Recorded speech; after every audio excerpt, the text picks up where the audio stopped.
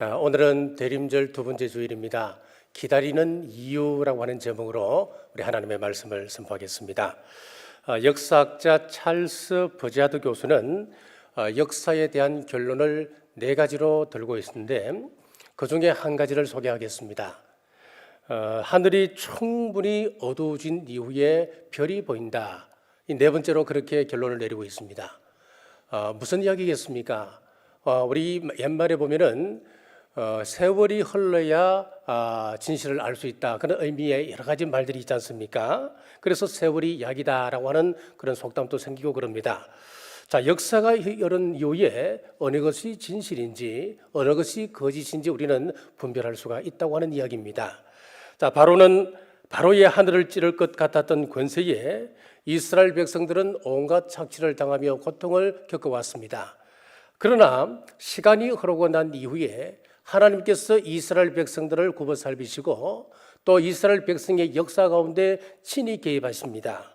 그 역사에 개입하심으로써 바로는 처참하게 초라한 모습으로 전락해버리고 이스라엘 백성들은 종깃게 되는 모습을 우리는 성경을 통해서 알고 있습니다.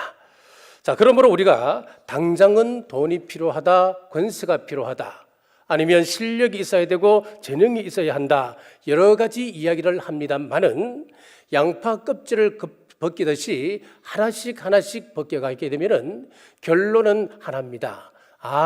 이것은 신앙의 문제이구나, 이것은 영적의 문제, 즉 신들의 전쟁의 문제이구나라고 하는 것을 알게 되는 것입니다. 자, 민수기 33장 4절에 보면은 애굽인은 여호와께서 그들 중에 치신 그 모든 장자를 장사하는 때라 여호와께서 그들의 신들에게도 벌을 주셨더라. 10가지 재앙을 마무리하면서 어떻게 말씀합니까? 이것은 이 애굽 사람들이 믿고 있던 10가지 그 신들에 대한 징벌이었다, 하나님에 대한 형벌이었다, 그렇게 결론을 내리고 있거든요. 그러니까 10가지 재앙은 다른 말로 이야기하면 애굽이 섬기고 있던 10명의 그 신들을 하나님께서 징계하셨다고 하는 이야기입니다. 자, 이런 과정을 쭉 지켜보면서 우리는 기다림의 이유가 분명해졌습니다. 자, 첫째, 하나님은 약속 앞에서 신실하시기 때문입니다. 출애굽기 11장 1절에서 2절입니다. 여호와께서 모세에게 이르시기를 내가 이제 한 가지 재앙을 바로와 애굽에 내린 후에야 그가 너희를 여기서 내보내리라. 그가 너희를 내보낼 때에는 여기서 반드시 다 쫓아내리니 백성에게 말하여 사람들에게 각기 이웃들에게 언금 폐물을 구하게 하라. 자, 이스라엘 백성들이 400년 애굽 땅에서 살면서 온갖 착취와 눌림을 받아왔습니다. 바로에게 굴종하고 바로의 말에 복종해야 양식을 얻어 먹을 수가 있었습니다. 그러다 보니까 바로가 양식을 줘야 먹을 수 있다라고 하는 이상한 잘못된 그런 사고가 이스라엘 백성들에게 깊이 뿌리내리게 되었습니다. 하나님께서 이 사고를 개조하기 위해서 광야 40년이나 만나를 주셨습니다만은 바로가 빵을 준다고 하는 이 사고가 얼마나 뿌리 깊이 내려 있었던지 음식 문제로 힘들어할 때마다 이스라엘 백성들은 자꾸 바로를 생각하게 된 겁니다. 우리가 그때 좀 힘들긴 힘들었지만은 그래도 그때는 고기라도 먹을 수 있었는데, 힘들고 어려웠습니다만은 수박을 먹고 참외를 먹고 부추를 맛볼 수는 있었는데, 지금 이게 뭐냐? 음식 문제, 경제 문제가 나올 때마다 그때마다 바로를 그리워했습니다. 그래서 하나님은 이 잘못된 가치관을 고치기 위해서 이해할 수 없는 일을 진행하고 계십니다. 자, 가령 한꺼번에 3년치 양식을 주면 얼마나 좋겠습니까? 하다못해 한 달치 양식을 주시면 얼마나 좋겠습니까? 백성들은 편하게 장례를 계획하며 그것 가지고 무언가 다른 일을 할 수도 있지 않겠습니까? 그런데 하나님은 그러지 않았습니다. 매일 하루분의 만나를 내려주십니다. 그래서 아침에 양식을 얻기 위하여 하늘을 쳐다보며 만나를 거둡니다. 그 다음 날 또 일어나서 오늘은 어디서 양식을 구할까 하늘을 쳐다보며 만나를 또 거두게 되는 겁니다. 40년 동안 떡은 하나님께서 주신다. 우리 인생의 행복이라고 하는 것은, 우리가 살아가는 삶이라고 하는 것은 하나님을 바라볼 때 진정한 삶을 살아갈 수 있다. 끊임없이 훈련시킵니다. 이 만나는 비가 오나 바람이 불어도 어김없이 만나는 내려옵니다. 우리 같으면 말 안 들으면 만나 공급을 중단해 버릴 법도 한데 이스라엘 백성들이 죄를 짓고 하나님 마음에 들지 않더라도 그 다음 날이면 어김없이 이 만나는 이스라엘 진근처에 내려왔습니다. 자, 이걸 심리학에서는 결손동기라고 이야기합니다. 이스라엘 백성들이 빵 때문에 지금 하나님을 만납니다. 하나님을 따라다닙니다. 그래서 하나님께서 빵을 넉넉하게 주셔버리면 이 백성들은 하나님을 따르지 않게 됩니다. 그래서 안 죽을 만큼 그저 생활할 수 있는 최소의 필요만 채워주시는 겁니다. 자, 반대로 못된 짓을 할 때 하나님께서는 만나를 중단시켜서 백성들로 하여금 그 앞에 무릎 꿇게 하면 또 얼마나 좋겠습니까? 그런데 그게 아니라는 거예요. 만약에 끊어버리면 이스라엘 백성들은 하나님 앞에 무릎 꿇는 것이 아니고 세상 다른 이상한 우상들을 쫓아다니며 그 앞에 무릎 꿇게 된다는 겁니다. 그래서 이러지도 못하고 저러지도 못하는 상황을 우리는 결손동기라고 이야기합니다.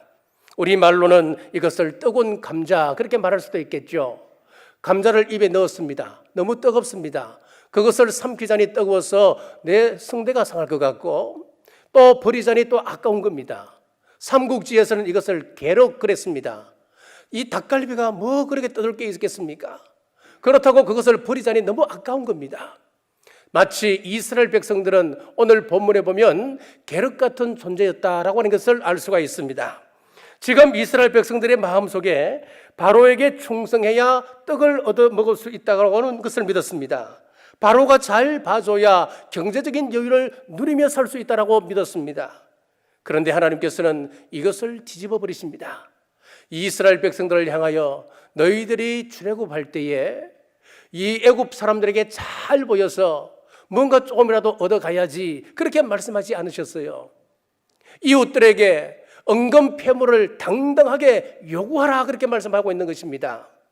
애굽 사람들이 이스라엘 백성들을 바라볼 때 노예나 종에 불과했습니다. 그들이 요구를 했을 때에 돈을 줄 까닭이 없습니다. 그 종들에게 왜 돈을 주겠습니까? 그런데 12장에 가서 보면은 하나님께서 새로운 역사를 시작하십니다. 애굽의 지배자들과 애굽의 백성들의 마음을 감동시켜서 은금 폐물을 내놓게 만드는 희한한 일이 벌어지고 있었습니다.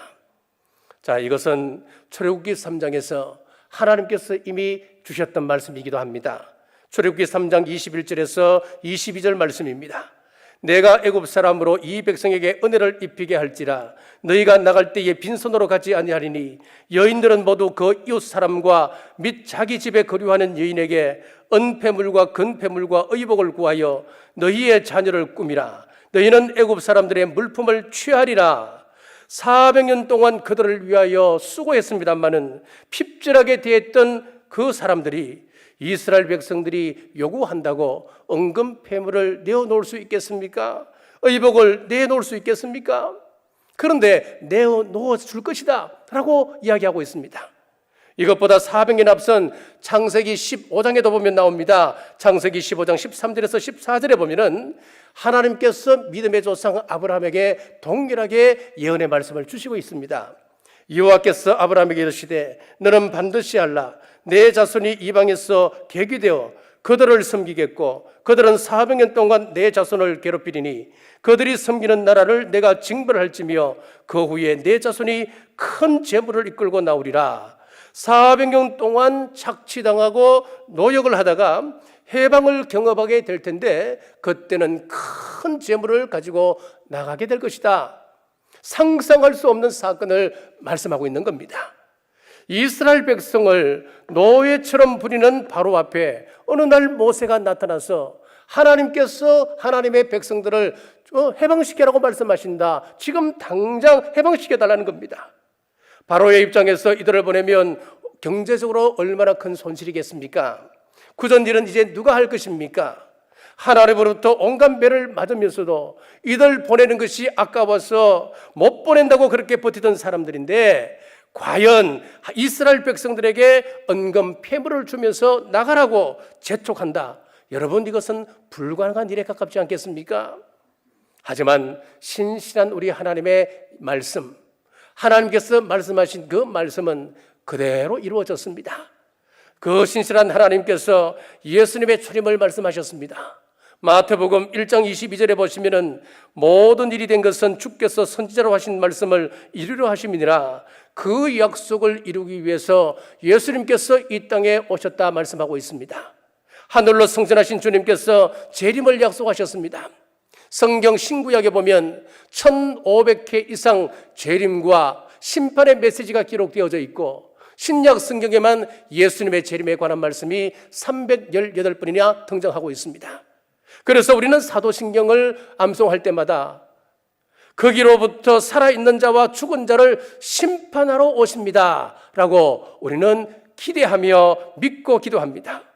신실하신 하나님의 약속을 믿고 주님의 재림을 대망하는 우리 모든 성도들 되시길 주님의 이름으로 축복합니다. 두 번째, 하나님은 모든 것의 주관자이시기 때문에 그렇습니다. 출애굽기 12장 35절에서 36절 말씀해 보시면은 이스라엘 자손이 모세의 말대로 하여 애굽 사람에게 은금패물과 의복을 구하며 여호와께서 애굽 사람들에게 이스라엘 백성에게 은혜를 입히게 하사 그들이 구하는 대로 주게 하심으로 그들이 애굽 사람의 물품을 취하였더라. 자, 귀한 장남을 하루아침에 잃었습니다. 읽고 이 바로가 곰곰이 생각해 보니까 이 문제는 이득이냐 손해냐 문제가 아니었습니다. 죽고 사는 자의 문제라고 하는 것을 깨닫게 되었습니다. 이스라엘 백성이 달라는 것을 다 주면서 제발 빨리 나가달라고 애원하게 된 것입니다. 하나님의 말씀이 그대로 이루어졌습니다. 어떻게 이렇게 사람의 마음이 바뀔 수가 있습니까? 우리 사람의 마음은 잘 바뀌지 않습니다. 그래서 어떤 사람들은 농담으로 이렇게 이야기합니다. 교회 안에도 예수님께서 오셔서 말씀하셔도 바뀌지 않을 사람 많다는 거예요. 똑같습니다. 우리 사람 마음이 그렇게 바뀌기 힘든다는 거예요. 그런데 바로의 그 완악한 마음이 하루아침에 바뀌어서 이스라엘 백성들을 출애굽시킬 뿐만 아니라 은금패물까지 다 허락을 하는 겁니다. 이 말은 무슨 이야기냐면 우리의 마음을 주관하시는 분은 하나님이시다라고 하는 것을 가르쳐주기 위함입니다. 자, 그런데 말씀을 떠나서 도의적으로 보면 이건 좀 너무한 것 같지 않습니까? 재앙을 당해서 들판의 곡식은 다 죽었습니다. 가축은 죽었습니다. 그리고 이스라엘 애굽 사람들의 장남들은 죽어서 가정마다 곡소리가 나고 있습니다. 얼마나 처참한 상황입니까? 그들을 향하여 조의금은 주지 못할지라도 도리어 그들을 향하여 은금패물을 요구한다. 좀 심하다 싶은 생각이 들지 않습니까? 그러나 그렇지 않습니다. 그들이 400년 동안 애굽에서 종살이하며 일을 했습니다마는 정당한 품삯을 밟지를 못했습니다. 그러니 지금 그들이 요구하는 이 은금패물은 그동안 수간 품삯이라 봐도 무방합니다. 더구나 이것은 하나님과 바로의 전쟁입니다. 자, 과거에는 그랬습니다. 전쟁에 패한 왕은 승리한 왕에게 전리품을 주게 되어 있습니다. 원하는 만큼 다 주었습니다. 지금 하나님께서 승리하셨습니다. 신들의 전쟁에서도 승리하였고 바로와의 전쟁에서도 승리했습니다. 승리한 왕으로서 패전한 왕에게 당연히 요구할 수 있는 겁니다. 그래서 이스라엘 백성들은 애굽 백성들에게 은금패물을 요구했고, 그리고 애굽 백성들은 그것을 자발적으로 내어주게 되는 것입니다. 더 나아가서 그 보물은 장차 이스라엘이 광야에서 성막을 짓는 재료로 사용될 것이었습니다. 아직까지 이스라엘 백성들은 성막에 대한 것을 모르고 있습니다. 하지만 하나님께서는 장차 일어날 일에 대해서, 장차 이스라엘 백성들이 할 사역에 대해서 준비하고 계셨다는 것을 알 수가 있습니다. 후에 보십시오. 이 패물이 자기 것이 아님을 알았기 때문에 이스라엘 백성들이 은금패물을 내어놓으라 요구했을 때에 백성들이 어떻게 하던가요? 즐거운 마음으로 기꺼이 그 패물을 내어놓는데 차고 넘쳤습니다. 너무 많이 내니까 모세가 더 이상 가져오지 말라라고 이야기할 정도로 그들은 아낌없이 하나님께 바치게 된 것입니다. 여러분, 내가 가지고 있는 모든 것이 하나님 주신 것이라고 하는 사실을 인정하셔야 됩니다. 지금의 기회, 지금 여러분들이 올라 있는 그 위치, 물질과 건강, 이 모든 것이 하나님의 영광을 위하여 주신 도구라고 하는 사실을 인정하시는 여러분 되시길 간절히 바랍니다. 이것 알고, 이것 믿고, 이것 바로 고백할 수 있어야 우리가 하나님 앞에서 바른 헌금생활을 할 수 있습니다. 바른 헌신의 삶을 살아갈 수가 있는 것입니다. 사실 돈이라고 하는 것은 하나님의 자리를 빼앗을 만큼 엄청난 위력을 가지고 있습니다. 우리가 돈 앞에 청렴할 수 있다라고 말할 수 있는 것 쉬운 문제는 아닌 것입니다. 그래서 지금 하나님은 이 사실을 통하여 바른 물질관을 이스라엘 백성들에게 교육함과 동시에 우리의 억울함을 풀어주시는 하나님에 대해서 말씀하시고 있습니다. 우리가 살다 보면 억울한 일을 당할 때가 한두 번이었습니까? 나는 의롭게 살려고 노력합니다. 나는 정직해지려고 노력합니다. 내가 당신을 위하여 보증도 서주었고 아무도 당신을 믿지 않을 때 당신 곁에서 당신을 믿어줬는데 어떻게 나에게 이럴 수 있습니까? 우리가 섭섭한 일을 세어본다면 한두 가지가 아닐 겁니다. 그런데 오늘 본문 가운데는 그 억울함을 풀어주시는 위로의 하나님에 대해서 말씀하고 있습니다.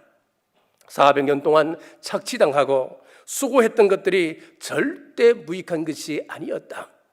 애굽 땅을 탈출할 때에 그동안 고생했던 모든 것들 반드시 보상받는다. 금은 폐물, 옷가지를 가지고 나가게 될 것이다. 그러므로 지금 당장 억울하다고 현실에 매몰되지 말라. 모든 것을 주관하시는 하나님, 모든 문제의 열쇠를 쥐고 계신 그 하나님을 믿고 성경적 방법으로 땀 흘리고 수고하면 하나님은 보상해 주신다. 반드시 억울함을 풀어주신다. 그렇습니다. 이것은 우리 당대에 해결되지 않는다면 우리의 후대에 가서도 반드시 하나님께서 해결하십니다. 그것은 보상받게끔 하나님께서 우리에게 허락해 주신다. 여러분, 이것은 성경이에요. 이것은 성경이 우리에게 가르치는 말씀이에요. 내 당대에 끝나는 것이 아니라는 거예요. 자자손손 수천 대까지 하나님의 복이 흘러가게 될 것이다. 하나님의 약속입니다. 우리가 모든 일의 주관자 되신 하나님을 믿고 의지하면 하나님의 복이 나를 통하여 흘러가게끔 되어 있습니다. 하지만 내가 그릇이 되지 않는다면, 내가 감당하지 못한다면 다른 사람에게 넘어가 버립니다. 에베소 교회에게 주셨던 경고의 말씀을 기억하시는지요? 요한계시록 2장 5절 말씀에 보시면은 그러므로 어디서 떨어졌는지를 생각하고 회개하여 처음 행위를 가지라. 만일 그리하지 아니하고 회개하지 아니하면 내가 내게 가서 내 촛대를 그 자리에서 옮기리라. 회개하지 않으면 촛대를 옮기신다. 다른 말로 하면은 우리가 하나님 앞에서 내가 그릇이 되지 않는다면 하나님께서는 촛대를 옮기신다. 그 말씀이지요. 내가 감동치 못하면 옮기시는 겁니다. 하나님 주신 것으로 남보다 더 잘 살고 남보다 더 잘 먹기 위한 것이 목적이라고 한다면은, 심지어는 우리의 기도 신앙생활도 더 많은 죄를 얻기 위한 수단으로 사용한다면 우리는 목적에서 크게 벗어나 있는 것입니다. 한 걸음 더 나가서 우리 교회만 평안하면 된다. 그것은 잘못된 것입니다. 우리의 목적이 아닙니다. 아무리 우리 교회가 평안하다 하더라도 사명 감당하지 못하면 에베소 교회에 하셨던 말씀처럼 촛대를 옮기십니다. 우리 교회가 이 시대에 쓰임받는 교회 되길 원한다면 우리는 하나님의 목적에 맞는 교회로 세워져야 됩니다. 우리가 이 시대를 섬기고 이 사회를 섬기고 이 한국 사회에 더 나아가 세계 열방을 섬기는 교회로 거듭나기 위해서는 우리가 하나님 목적 앞에 지금 바로 서 있는지 잘 점검해 보시라고 하는 것입니다. 이 사명 감당하지 못하면 하나님은 촛대를 다른 쪽으로 옮기십니다. 사랑하는 여러분, 모든 것의 주관자 되신 우리 하나님 앞에 사명을 잘 감당하시는 우리 모두 되셔서 하나님의 목적에 맞는 삶을 사셔서 우리 하나님의 은혜가 항상 머무는 교회, 항상 머무는 가정, 항상 머무는 여러분 되시길 주의 이름으로 축복합니다. 자, 세 번째, 하나님은 택한 백성을 구별하시기 때문에 그렇습니다. 7절 말씀입니다. 그러나 이스라엘 자손에게는 사람에게나 짐승에게나 개 한 마리도 그 혀를 움직이지 아니하리니 여호와께서 애굽 사람과 이스라엘 사이를 구별하는 줄을 너희가 알리라 하셨나니. 자, 개가 혀를 움직이지 않는다. 여러분 무슨 뜻일까요? 지금 애굽 백성들을 한번 보십시오. 애굽 사람들이 살고 있는 지역을 보면은 장자가 죽었습니다. 사람뿐만 아니라 짐승의 첫 새끼도 죽었습니다. 사람만 통곡하고 있을까요? 지금 짐승도 울고 있습니다. 애국하고 있는 거예요. 그런데 이스라엘 백성들이 살고 있는 고센 땅은 그것이 아니었습니다. 그 땅은 하나님의 평안을 허락해 주셔서 아무런 죽음이 없었습니다. 사람뿐만 아니라 짐승의 새끼들, 심지어 개까지도 평안한 잠을 자고 있었다. 혀를 움직일 필요가 없습니다. 통곡할 필요가 없었다는 이야기입니다. 하나님은 구별하시는 하나님이십니다. 피부색으로 보면 백인종, 흑인종, 황인종으로 구별할 수 있겠죠. 국가적으로 보면 대한민국, 일본, 중국, 미국 여러 나라로 구별할 수가 있습니다. 하지만 영적으로 보면 인류는 애굽 사람이냐 이스라엘 사람이냐 두 가지로 구별할 수가 있습니다. 이스라엘 백성은 하나님의 택하신 백성의 모형입니다. 애굽 사람은 하나님께서 버려졌던 이 세상 사람들의 모형입니다. 이스라엘 백성은 하나님께서 양의 모형으로 세우셨고 또 알곡으로 세우셨습니다. 이 애굽 백성은 염소의 모형, 가라지의 모형으로 남겨두었습니다. 자, 지금은 이 세상 속에서 알곡과 가라지가 함께 섞여 살아갑니다. 양과 염소가 함께 섞여서 살아갑니다만은 마지막 그때가 되면은 하나님께서는 분명하게 구별하십니다. 알곡과 가라지, 양과 역소를 정확하게 구별하십니다. 그러므로 교회는 세상과 달라야 합니다. 우리 성도는 세상 사람들과 달라야 합니다. 세상과 교회가 똑같다면 이 세상은 소망을 잃어버리고 말 것입니다. 1세기 초대교회 때부터 313년 밀라노 칙령이 선포될 때까지 교회를 보면 세상과 철저히 구별된 존재였습니다. 로마의 10황제를 비롯해서 세상 사람들로부터 핍박을 받았습니다. 핍박을 피해서 그들은 자신의 권리를 다 빼앗긴 채 카타콤으로 숨어 들어갔습니다. 자신의 목숨과 신앙을 바꾸었습니다. 그 속에서 아멘 주 예수님 오시옵소서 재림신앙을 견지해 갔습니다. 그런데 300년대에 콘스탄틴이라고 하는 황제가 등장하면서 많은 사람들은 그 황제가 기독교를 공인해 주었기 때문에 우리 기독교 역사에서 위대한 황제라고 추앙받아야 된다 말을 합니다. 그러나 많은 기독교 신학자들이 여기에 대해서 반대합니다. 역사적으로 보면 콘스탄틴만큼 가짜 신자가 없었다라고 이야기를 합니다. 그는 십자가를 방패에 걸어 넣었습니다. 깃발에 걸어 넣었습니다. 자신의 칼에 수놓았습니다. 그 칼로 수많은 사람들을 죽이고 황제로 등극했던 사람이었습니다. 그러면서 313년에 밀라노 칙령을 발표해서 기독교를 여러 종교들 가운데 한 종교로 공인해 주었습니다. 시간이 흘러 381년도 테오도시우스 2세 때에 기독교를 로마의 국교로 공인을 했습니다. 인정을 했습니다. 선포했습니다. 자, 그때부터 교회는 세상과 한 존재가 되었습니다. 구별이 없는 존재가 되었습니다. 자, 그렇습니다. 우리가 이 세상과는 구별된 존재가 교회가 되어야 되는데 세상이 인정해 준다고 세상과 하나가 되었습니다. 구별되지 않는 존재가 되어버리고 말았다고 하는 것입니다. 그때부터 이 교회는 타락하기 시작하여서 중세의 천년에 그 암흑기를 지나게 되는 것입니다. 사랑하는 여러분, 교회는 교회다워야 진정한 영적인 부흥을 경험할 수가 있습니다. 교회가 교회다워야 하나님의 역사를 우리가 친히 볼 수가 있습니다. 성도는 성도다워야 하나님의 사랑을 받습니다. 세상과 구별되어야 하나님의 복이 지속되게 되어 있습니다. 여러분, 세상과 구별된 삶을 살아서 하나님의 복을 지속해 나가는 우리 모두 되시길 주님의 이름으로 축복합니다. 말씀을 뵙겠습니다. 우리가 세상과 다르게 주님의 재림을 기다리는 이유는 약속 앞에 신실하신 하나님의 말씀이기 때문입니다. 그 하나님이 모든 것을 주관하시기 때문이고 그 하나님이 저와 여러분들을 택하사 구별하여 영원한 천국 백성으로 삼아주시겠다 약속하셨기 때문에 우리는 믿습니다. 우리가 믿고 신앙을 지키면 하나님은 우리를 반드시 높이 세우십니다. 3절 말씀을 보십시오. 여호와께서 그 백성으로 애굽 사람의 은혜를 받게 하셨고 또 그 사람 모세는 애굽 땅에 있는 바로의 신하와 백성의 눈에 아주 위대하게 보였더라.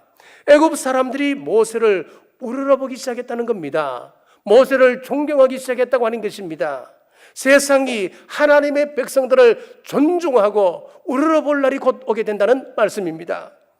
우리 예수님께서 초림 때에 제자들에게 미리 하나님의 영광, 천국의 영광을 보여준 사건이 있었습니다. 바로 변화산 사건이었습니다. 마태복음 17장 2절에서 3절에 그들 앞에서 변정되사 그 얼굴이 해같이 빛나며 옷이 빛과 같이 휘어졌더라. 그때에 모세와 엘리야가 예수와 더불어 말하는 것이 그들에게 보이거늘. 변화산 사건 그 자리에 누가 함께 있었냐 하니까 모세와 엘리야가 그 자리에 함께 있었습니다. 자, 애굽 사람들이 모세를 존중했듯이 하나님께서 모세를 높이 세워주셨습니다. 마찬가지로 우리의 새 예루살렘에서의 생활 모습이 이와 같습니다. 요한계시록 21장 23절입니다. 그 성은 해나 달의 비침이 쓸데없으니 이는 하나님의 영광이 비치고 어린 양이 그 등불이 되십니다. 우리도 하나님께서 모세처럼 예수님의 빛 가운데서 거하며 완전한 구원의 영광을 누리게 됨을 약속하고 있습니다. 그때 세상은 가슴을 치며 통곡합니다. 울부짖습니다. 울부짖으며 하나님의 백성들을 향하여 존경의 마음을 그들은 갖게 됐지요. 위대하게 바라보게 될 것입니다. 대림절 둘째 주일을 보내며 신실하신 하나님의 약속을 믿고 주님 다시 오심을 대망하며 이 한 주간 승리하는 우리 모두 되시길 주님의 이름으로 축복합니다. 기도하겠습니다. 자비로우신 아버지 하나님 감사합니다. 대림절을 보내며 하나님의 신실하심과 역사의 주관자이심과 저희를 구별하여 택하심을 나누며 감사합니다. 하나님께서 주신 재림의 약속을 우리 또한 신실하게 믿고 주님 다시 오실 때까지 우리의 걸음을 멈추지 않도록 하시고 날마다 승리하는 생활 되게 하옵소서. 우리 교회가 비전 2027을 선포했습니다. 교회 비전이 나의 비전 되어서 기도하며 기쁨으로 동참할 때에 교회를 통하여 역사하시는 하나님의 복을 누리게 하옵소서. 포스트 코로나 시대를 대비하며 메신저 뉴스라는 전도 컨텐츠를 준비했습니다. 이 도구를 잘 활용하여 복음 매물이 닫히기 전에 힘써 전하는 우리 남부의 권속들 되게 하여 주옵소서. 다시 오실 예수님 이름으로 간절히 기도드리옵나이다. 아멘.